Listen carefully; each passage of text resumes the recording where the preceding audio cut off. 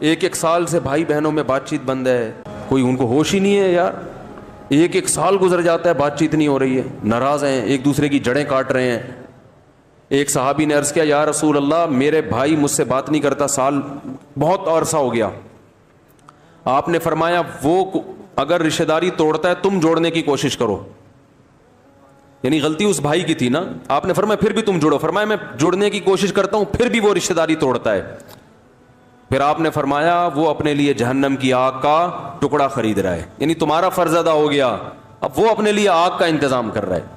تو رشتہ داری توڑنا بھی کبیرہ گناہوں میں سے, بولو بھائی, ایک بڑا گناہ ہے. تو جب اور توڑنا جیسے گناہ ہے, جوڑنا ثواب بھی ہے. اور جڑتی کیسے ہے؟ روکڑا. بھائی کو ہدیہ دیا کریں پیسے, بہن کو پیسے, لفافے میں پیسے. پیسے کمبخت سانپ بن کے بیٹھ گئے ہیں, خرچ کرنے کے لیے تیار نہیں ہے. روکڑا خرچ کرو, سمجھ رہے ہو. گزارش عرض ہے, میرے بچے اور میری بہنوں میں ناراضی چل رہی ہے جس کی وجہ سے آنا جانا بند ہے. اگر میں بہنوئی کے گھر جاتا ہوں تو بچے ناراض ہوتے ہیں, گھر کا ماحول خراب ہوتا ہے. جبکہ سب کو سمجھاتا ہوں کوئی نہیں مانتا. میرے بچوں کی بھی غلطی ہے. کیا یہ قطع تعلق میں آتا ہے؟ بچوں میں اور بہنوں میں ناراضی چل رہی ہے. کس کی بہنوں میں؟ یعنی بچوں کی بہنوں میں, یعنی ان کے بچوں میں ابا کی بہنوں سے ناراضی چل رہی ہے. ابا کی بہنیں پھوپھیاں ہوتی ہیں, ماں کی جگہ ہوتی ہیں. ناراضی کا محل ہے ہی نہیں ہے. بڑا چھوٹے سے ناراض ہو, چھوٹے کو بڑے سے ناراض ہونے کا آپشن بولو بھائی ہے ہی نہیں. یہ کوئی تو ناراضی کا وہی غلط ہے. زیادہ سے زیادہ انہوں نے ناانصافی کر دی ہوگی, تو بس یہ ہوتا ہے کہ پھر تھوڑا تعلق, تھوڑا ریزرو رہ لو. ایک روایت میں نے سنی تھی, حضرت ابو ہریرہ رضی اللہ تعالی عنہ کسی محفل میں حدیث بیان کر رہے تھے. تو جمعرات کا دن تھا, حضرت ابو ہریرہ اس میں وعظ کیا کرتے تھے کہیں کوفہ میں یا بصرہ میں. تو وعظ کے دوران انہوں نے کہا کہ میں دعا مانگوں گا, مجھے ڈر ہے کہ کوئی قطع رحمی کرنے والا اگر محفل میں ہوا تو اس کی وجہ سے دعا ہماری رد نہ ہو جائے, تو توبہ کر لو جو بھی رشتہ داری توڑنے والا ہے. تو ایک شخص اٹھا اور چلا گیا, اور کچھ دیر کے بعد واپس آیا. لوگوں نے پوچھا کیا تھا؟ اس نے کہا میں نے اپنی پھوپھی سے 1 سال سے بات نہیں کی تھی, ناراضی تھی. تو جب حضرت ابو ہریرہ نے یہ فرمایا نا کہ جو رشتہ داری توڑتا ہے اس کی وجہ سے پوری محفل پہ کیا ہوتی ہے؟ نحوست طاری ہوتی ہے, پوری محفل کی دعائیں قبول ہونے کا امکان کم ہو جاتا ہے. تو مجھے خیال ہوا میری وجہ سے سب کا نقصان ہوگا, تو میں گیا ہوں اپنی پھوپھی کو منا کے آیا ہوں میں. تو اس لیے آپ کے بچوں کو چاہیے, پھوپھی سے اگر زیادتی بھی ہوئی ہے تو کوئی بات نہیں, منا لو یار, ماں کی جگہ ہے بھائی. تمیز مارکیٹ میں شارٹ ہو گئی ہے, تو ٹی وی ڈراموں میں عدم برداشت سکھایا جا رہا ہے, اس کو کمال سمجھا جاتا ہے.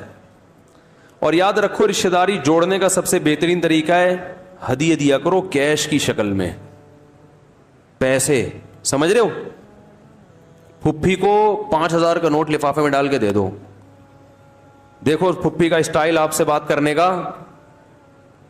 حالانکہ ہو سکتا ہے پھپھی مالدار ہو, 5,000 کی کوئی ویلیو نہ ہو, لیکن پیسہ بولتا ہے. حقیقت بتا رہا ہوں, تبھی تو اللہ نے بار بار پیسہ خرچ کرنے کا قرآن میں حکم دیا. اللہ کو خوش کرنے کے لیے بھی پیسہ خرچ کرنا پڑتا ہے, تو ماموں کو خوش کرنے کے لیے پیسہ کیوں نہیں خرچ کرنا پڑے گا؟ پھپھی کو خرچ کرنے کے لیے پیسہ کیوں نہیں خرچ کرنا پڑے گا؟ خالہ کو خوش کرنے کے لیے پیسہ. تو بھانجوں کو بھتیجوں کو چاہیے پیسے ویسے دیں, تو دیکھو پھر ان کا سلوک ایک دم, آپ کی غیبتیں ایک دم مارکیٹ سے کیا ہو جائیں گی؟ شارٹ, اچھائیاں شروع ہو جائیں گی. تو ایسے پیسے نہیں دیتے آج کل لوگ, کنجوس.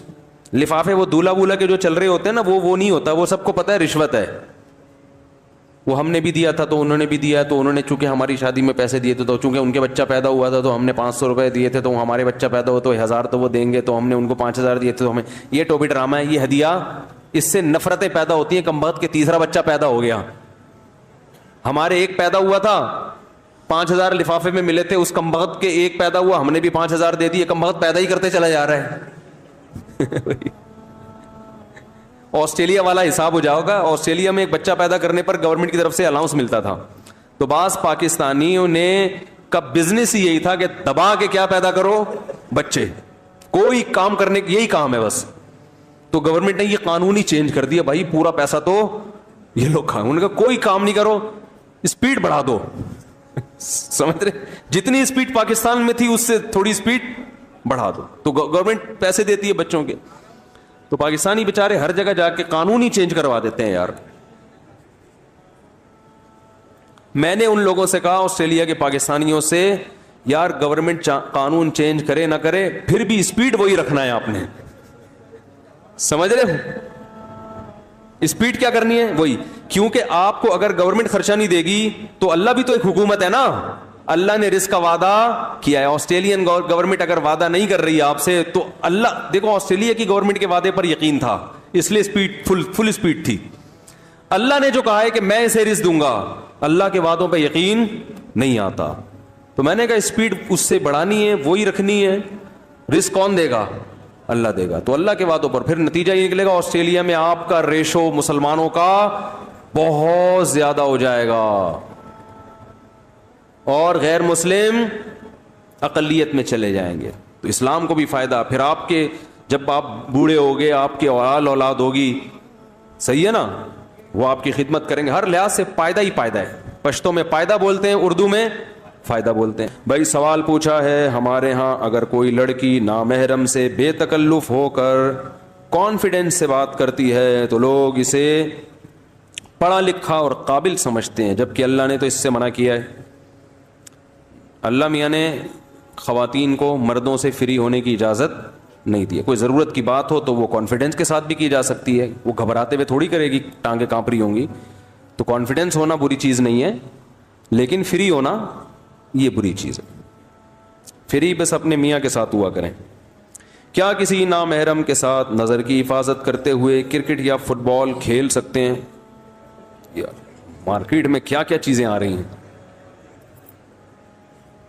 کیوں کھیلیں گے بھائی؟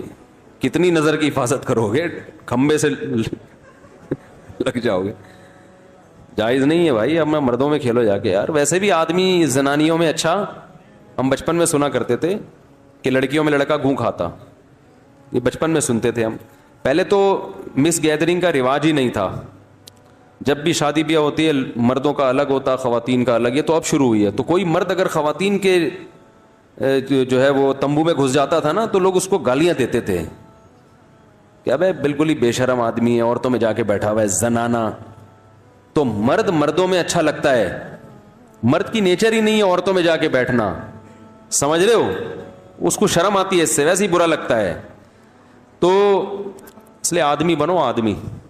بچوں, لڑکا بھی اگر لڑکیوں میں زیادہ کھیل رہا ہے نا اس کی کلاس لو, اس لیے کہ جو بچہ لڑکا لڑکیوں میں کھیل رہا ہے وہ اپنی نیچر پہ نہیں ہے.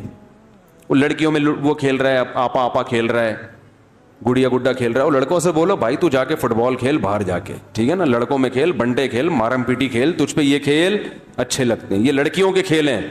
ہمیں یاد ہے ہمارے والدین, ہمارے بھائی اس چیز کی بڑی نگرانی کرتے تھے بچپن. والدین اس کا بڑا خیال کرتے تھے کہ لڑکا لڑکیوں میں تو نہیں کھیل رہا, تو وہ چاہتے تھے بھائی لڑکوں میں جا کے کھیلو. تو بچپن سے ہی لڑکیوں میں اور کو ایجوکیشن میں وہ زنانی طبیعت کے پیدا, زنانی سمجھتے ہیں, لیڈیز پن پیدا ہو جاتا ہے آدمی میں. وہ پھر ٹھرکی بنتا ہے, ہر وقت گھسا رہے گا عورتوں میں, شادی نہیں کرے گا وہ. آپ سمجھتے ہو کہ وہ 4 شادیاں کرے گا. 4 شادیاں آدمیوں کا کام ہے ٹھیک ہے نا, بندوں کا کام ہے, آدمیوں کا جو مرد ہوتے ہیں. اور جو عورتوں کے پیچھے بھاگتے ہیں نا ٹھرکی, یہ مرد نہیں ہوتے, ان میں زنانہ پن ہوتا ہے, ہر وقت عورتوں میں گھسنے کا شوق. مرد دوسری شادی تو آدمی کا. بیٹھے ہوئے ابھی ان کے سسر بولیں گے ابھی سے ہمارے دامادوں کو خراب کر رہا ہے. بالکل نہیں کرنی چاہیے بھائی, آپ لوگ اپنے ابھی فی الحال آرام سے. اسی محفل میں اگر وہ پھر غلط ہو جاتا ہے نا, ہر بات ہر جگہ کہنے کی نہیں ہوتی. ابھی نئی شادی ہوئی ہے ان کی, دلہن سے جا کے پہلے دن ہی بولتے ہیں آج میں 4 شادی میں بیان سن کے آیا ہوں, پتہ چلا. تو وہ ہر بات ہر جگہ کہنے کی نہیں ہوتی. میں ابھی فی الحال اس کو پھر ہم جمعے کے دن سورہ کہف کی تلاوت کرنا حدیث سے ثابت ہے. جی ہاں, صحیح حدیث ہے کہ جس نے جمعے کے دن سورہ کہف کی تلاوت کی وہ دجال کے فتنے سے محفوظ رہتا ہے. جمعے کے دن بھی کر سکتے ہیں, جمعے کی رات کو بھی, یعنی جمعرات کو بھی کر سکتے ہیں, رات کے وقت. مفتی صاحب, جنت میں لے جانے والے اعمال کون سے ہیں؟ حدیث میں آتا ہے جنت میں لے جانے والے, سب سے پہلے تو کبیرہ گناہوں سے بچنا, اس کے بغیر جنت کا تصور غلط ہے. اس کے بعد کچھ اور اعمال ہیں. آپ نے فرمایا تقرئ السلام, سلام کو فروغ دو. اور فرمایا تطعم الطعام، لوگوں کو کھلایا کرو. یہ کھلانا اصل میں بتایا جا رہا ہے کہ بنیادی ضرورتیں پوری کیا کرو لوگوں کی، کیونکہ بنیادی ضرورت کھانا ہے نا. اس زمانے میں علاج اور یہ سب چیزیں تو اتنا نہیں ترقی کی تھی. تو یہ جزیہ ہے، اس سے اصول یہ سمجھایا جا رہا ہے کہ لوگوں کی بیسک ضرورتیں پوری کیا کرو. تو یہ چند چیزیں ایسی ہیں. آپ نے فرمایا کیا ہے، افشوا السلام اور تطعم الطعام، اور آگے الفاظ ہیں تدخل الجنت بسلام، تم جنت میں سلامتی کے ساتھ داخل ہو جاؤ گے. تو اللہ کی مخلوق کا خیال کرو، سلام کو فروغ دو. جو اخلاق ہمارے ہونے چاہیے تھے وہ ایئر ہوسٹس نے لے لیے ہیں اور انگریزوں نے لے لیے ہیں. انگریز ہر ایک سے کیسے تھینک یو سے بات کرتے ہیں، ہمارے یہاں کسی سے دوسری دفعہ ایک بات کر کے تو دکھاؤ. البتہ یہ ضرور ہے کہ آپ کے اخلاق کتنے میٹھے کہ لوگ نے آپ کو کھانا شروع کر دیا آپ کو، یہ ٹھیک نہیں ہے. میں بھی بعض دفعہ فون پہ غصے ہو جاتا ہوں، تو اس سے لوگ کہتے ہیں ممبر پہ اخلاق سکھاتے ہیں اور ہم سے تمیز سے بات نہیں کر رہے. اس کی وجہ یہ ہے کہ آپ نے ایک دفعہ کسی کو ایک بات سمجھا دی، پھر وہ اس کو دوبارہ سمجھا دی، پھر وہ فون کر رہا ہے تیسری دفعہ سمجھا دی، پھر وہ فون کر رہا ہے چوتھی دفعہ سمجھا دی. تو ہم کچھ ساری دنیا میں آپ کے لیے تو نہیں فارغ بیٹھے ہوئے نا، پھر سوال بھی الٹے کر رہا ہے. تو ایسے موقع پہ سختی سے بات کرنا عین اخلاق ہے کہ بھائی ٹو دا پوائنٹ بات کریں، ہمارے پاس فالتو دماغ نہیں ہے، کیونکہ ہمیں اندازہ ہو جاتا ہے کہ یہ ٹائم ویسٹ کر رہا ہے. تو بلا وجہ ایسا نہیں کرتا، کوئی گھبرائے نہیں، کوئی آدمی کے پتہ نہیں یہ کیا کھا جائیں گے. لیکن ایک مثال دے رہا ہوں کہ ہر چیز کی ایک لمٹ ہوتی ہے. سمجھتے ہو کہ نہیں سمجھتے؟ ہر چیز کی. ایسا نہیں کہ آپ لوگ علماء کو ستاتے ہیں اخلاق چیک کرنے کے لیے، ستائیں گے، اس کی پرمیشن نہیں ہے آپ کو. تو میٹر ہمارا بھی شارٹ ہوتا ہے. میٹر شارٹ نہ ہو تو پھر وہ اس کا مطلب میٹر ہے ہی نہیں اندر.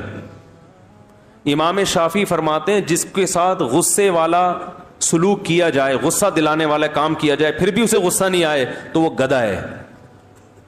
امام شافعی کا قول ہے. صحیح ہے. اس کا مطلب اس کے یہ انسان کی نیچر ہے نا کہ ایک حد تک تو برداشت کرے گا، اس کے بعد تھوڑی ہوگا برداشت.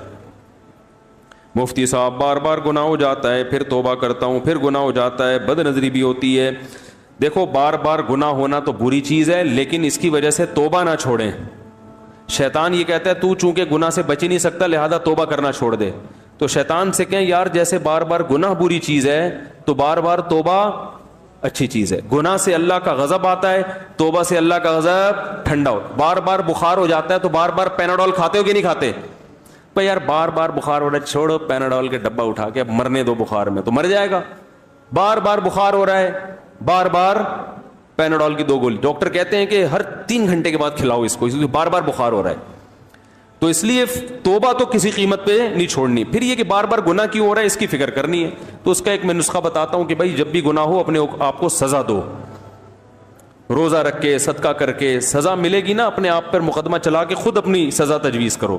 تو سزا ملنے سے آہستہ آہستہ وہ گناہ کیا ہوگا، ایک دم سے ختم نہیں ہوتا، کم ہوتے ہوتے مارکیٹ سے شارٹ ہو جائے گا انشاءاللہ. ایک دم نہیں ہوتی یہ چیزیں، آہستہ آہستہ ہو جاتی.